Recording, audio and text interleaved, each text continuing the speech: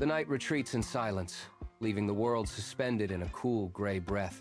Before the sun breaks the horizon, the emerald fields of Vrindavan are nothing more than shadows pressed against the earth. Then, the first sliver of gold pierces the dark. It touches the crest of the winding river, turning the still water into a ribbon of molten light. The transformation is immediate and absolute. As the sun climbs, the shadows dissolve, revealing the vast, rolling expanse of grass, heavy with the weight of morning dew. The air warms, carrying the scent of damp soil and wild clover. Every blade of grass catches the light, glowing with a deep, saturated green that seems to pulse with life. The river begins to murmur, its current catching the golden reflection of the sky, shifting from deep indigo to a bright, shimmering clarity. The stillness of the pre-dawn hours gives way to the subtle, rhythmic sounds of the waking world. The entire landscape stands ready in the perfect, undisturbed peace of the morning. The stillness of the morning is broken by a rhythmic rustling in the tall grass. It starts near the riverbank, a gentle parting of blades that moves with purpose against the grain of the wind. A figure emerges from the emerald expanse, moving with a lightness that barely presses the earth. He skips forward, his pace erratic and joyful, turning the path into a dance. Every step sends ripples through the field, as if the grass itself is bowing to his passage. He stops for a moment, tilting his head to listen to the distant call of a bird, then pivots on his heel and darts toward the center of the meadow. His movements are fluid, shifting from a slow, deliberate walk to a sudden, playful sprint that leaves the dew-heavy stalks swaying in his wake. There's a strange, magnetic quality to his presence. Where he passes, the light seems to catch and linger, turning the air around him into a shimmering haze. He reaches the edge of the courtyard, his feet silent on the packed dirt, his breathing steady and light. He pauses, his gaze sweeping over the open space. The courtyard floor is cool beneath his feet, packed hard by years of use. Krishna slows his pace, the playful energy of the fields replaced by a sudden, focused stillness. He surveys the space, his eyes darting across the wooden structures and the drying grain. Then, he stops. Near the center of the yard, resting on a low, weathered wooden stool, sits a heavy clay pot. It is unassuming, yet it holds his full attention. He tilts his head, watching the way the morning light catches the rim of the vessel. A faint, sweet scent drifts on the breeze, pulling at his senses. His expression shifts, the corners of his mouth twitching as a spark of mischief ignites in his eyes. He takes a half step forward, his weight shifting onto the balls of his feet. He does not blink. He does not look away. The pot sits motionless, a challenge waiting in the quiet of the morning. He studies the distance, calculating the reach, his fingers curling slightly. The air seems to thicken with anticipation. He leans in, his posture tightening, every muscle poised for the movement to come. The goal is clear. Krishna shifts his weight, his heels barely brushing the packed earth. He moves with a deliberate, rhythmic grace, each step calculated to avoid the dry twigs scattered near the threshold. He keeps his body low, his center of gravity centered, eyes fixed on the target ahead. The silence in the courtyard is absolute, broken only by the faint rustle of his own movement. Halfway to the wooden stool, he encounters a patch of loose, sun-baked gravel. He pauses, one foot hovering inches above the ground, and tests the surface with a gentle tap. Finding the stable path, he pivots, stepping softly onto a flat stone that bridges the gap. He continues his advance, his breathing shallow and controlled. He navigates around a discarded basket, his movements fluid and precise, never breaking his focus. The distance to the stool shrinks. 5 feet, 4, 3. He keeps his arms tucked close to his sides, his balance perfect. He reaches the base of the wooden stool, the rough texture of the wood visible within arm's reach. He stops, his shadow falling across the clay surface of the pot. He remains completely still for a heartbeat, listening to the quiet of the house, ensuring the path remains clear. He is now perfectly positioned, his hand poised, the final moment of the game within his grasp. The air is still, the goal is inches away, and the silence holds its breath. Krishna reaches out, his fingers hovering just millimeters from the cool, smooth surface of the clay pot. He pauses, listening once more to the stillness of the courtyard, confirming he is entirely alone. With a slow, deliberate motion, he grips the edge of the heavy lid. He lifts it just enough to create a narrow opening. The scent of fresh, churned cream rises to meet him, rich and sweet.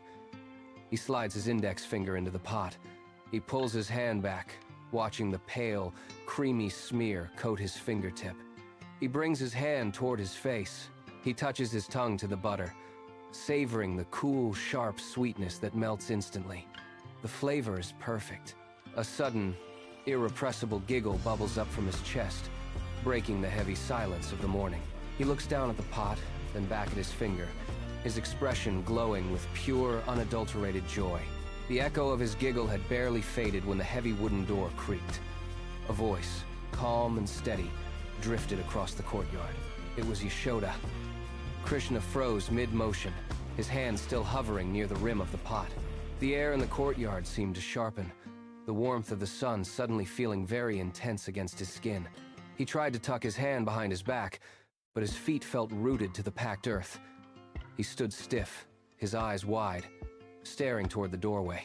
A smear of pale, creamy butter sat prominently on the tip of his nose, a silent witness to his raid. He didn't blink, he didn't breathe. The silence returned, but it was no longer the silence of a successful mission. It was the heavy, expectant silence of being caught red-handed.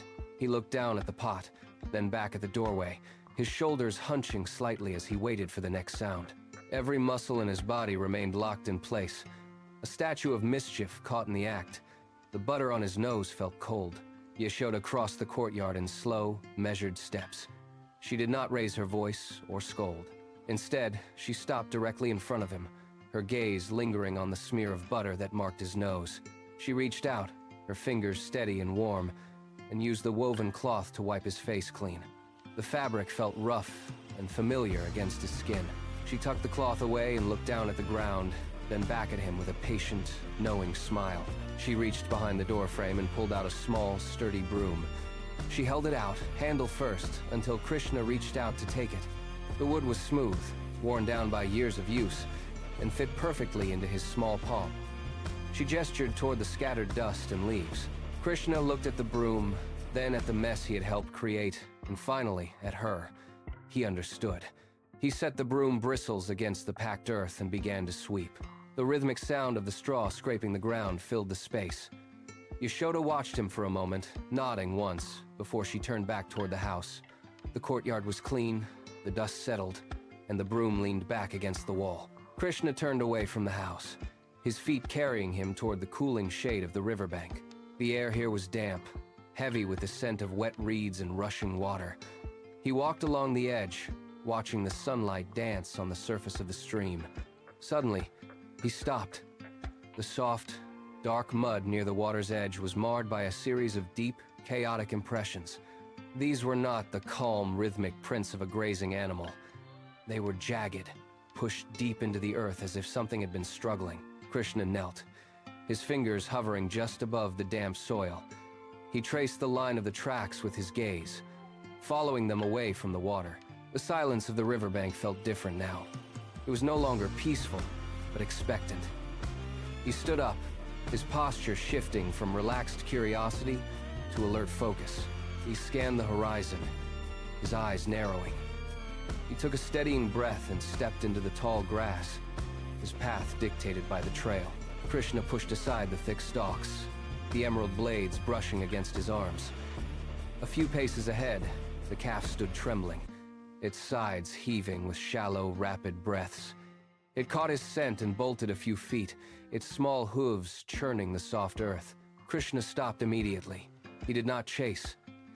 He lowered his body, making himself smaller, and began to hum a low, steady melody that vibrated in the quiet air.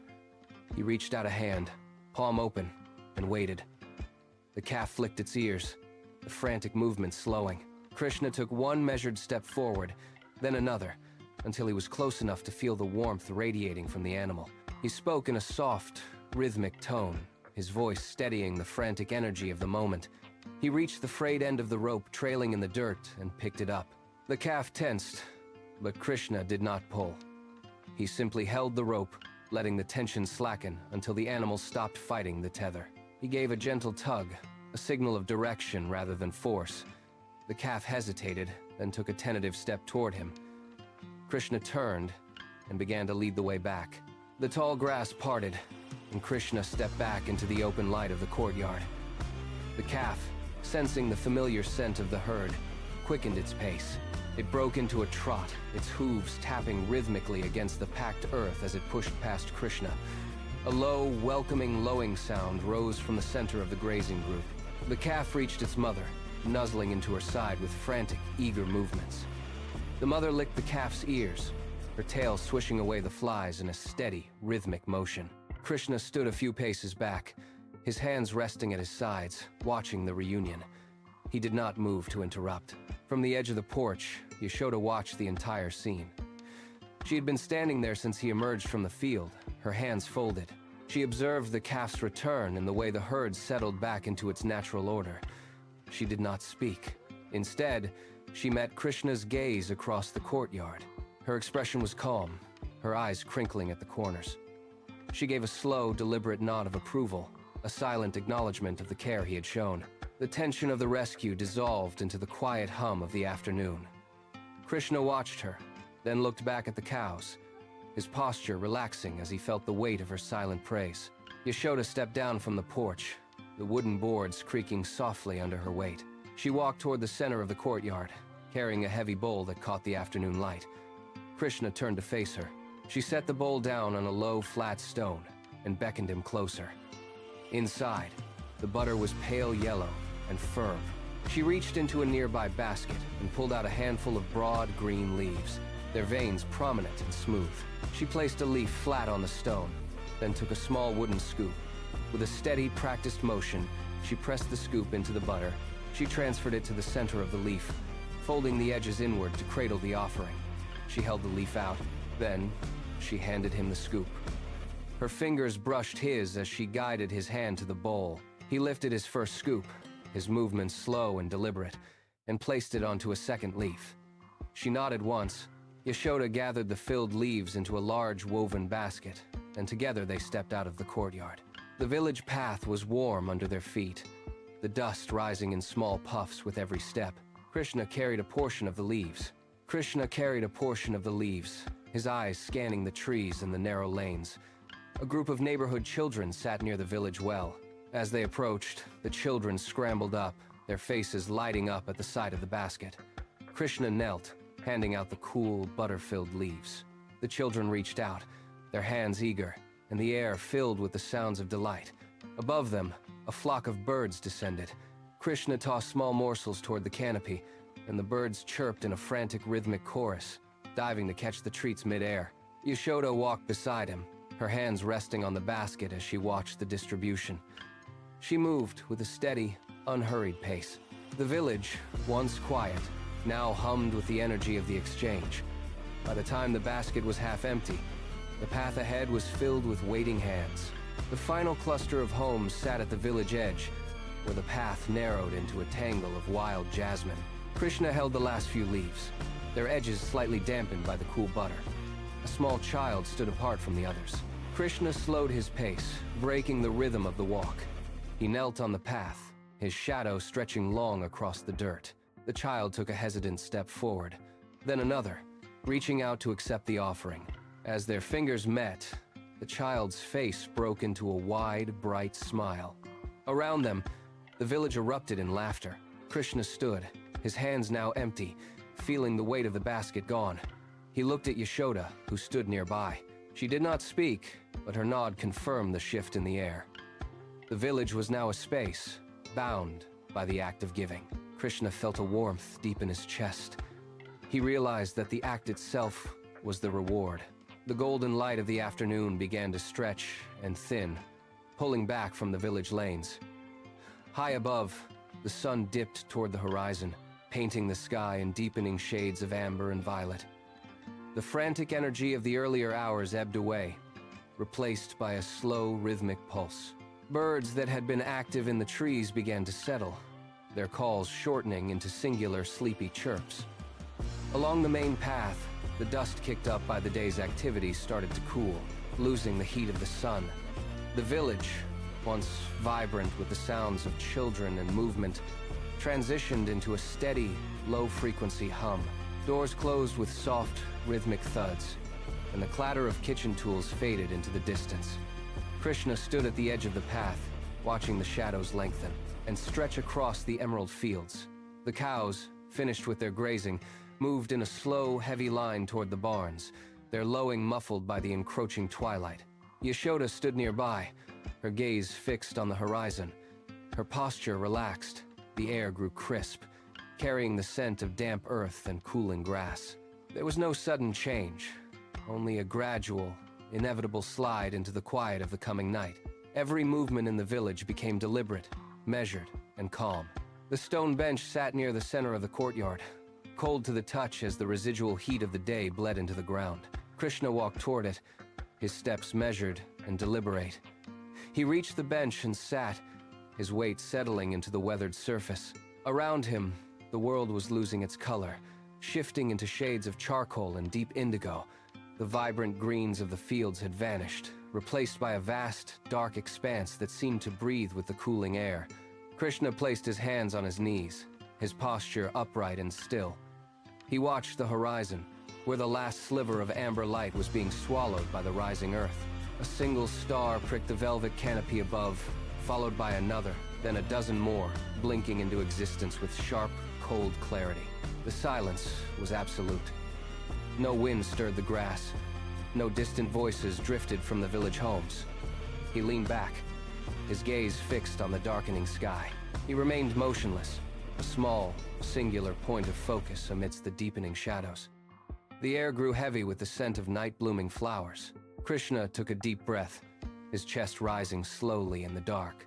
He parted his lips, and a low, resonant hum emerged.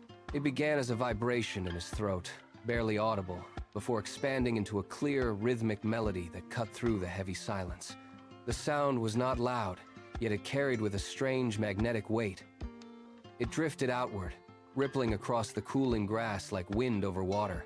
As the notes climbed, the air itself seemed to shift, losing its sharp chill and softening in response to the rhythm. Krishna closed his eyes, his head tilting slightly as he wove the notes together. The melody was intricate, a series of rising and falling tones. In the distance, the trees seemed to lean toward the sound, their leaves rustling in perfect synchronization with the beat. The hum deepened, vibrating against the stone of the bench and traveling through the ground. It was a physical presence, a pulse. Every note was precise, deliberate, and filled with a resonant clarity that echoed against the quiet village walls. The melody hung in the air, a steady pulse that drew Yashoda from the shadows of the porch. She walked across the packed earth, her footsteps light and rhythmic, matching the cadence of the song. She stopped a few paces behind the bench, listening for a moment before she added her own voice to the mix. Her tone was lower, warmer, and it wrapped around Krishna's notes like a soft blanket. As their voices aligned, the harmony deepened, creating a resonance that seemed to vibrate in the very stones beneath them. Krishna did not stop or turn. He simply adjusted his pitch to meet hers, their voices weaving together into a seamless, flowing lullaby. The sound drifted past the village walls, carrying a weight of comfort that reached into the dark corners of the fields. The village seemed to lean in, the stillness deepening as the lullaby took hold. It was a protective mantle of sound. The final notes of the lullaby dissolved into the cooling air, leaving a silence that felt heavy and complete. Krishna sat motionless on the bench, his gaze fixed on the edge of the dark field. A single point of light pulsed in the tall grass, a sharp, yellow-green spark that vanished and reappeared. Then, another flicker ignited near the riverbank. Within seconds, dozens of fireflies rose from the shadows, their tiny bodies tracing slow, erratic paths through the humid night. They did not move randomly. They pulsed in a rhythmic sequence, a silent, glowing heartbeat that mirrored the cadence of the song that had just ended. Above, the canopy of the sky began to clear, revealing the first pinpricks of starlight. The stars were cold, distant, and steady, while the fireflies were warm, erratic, and close.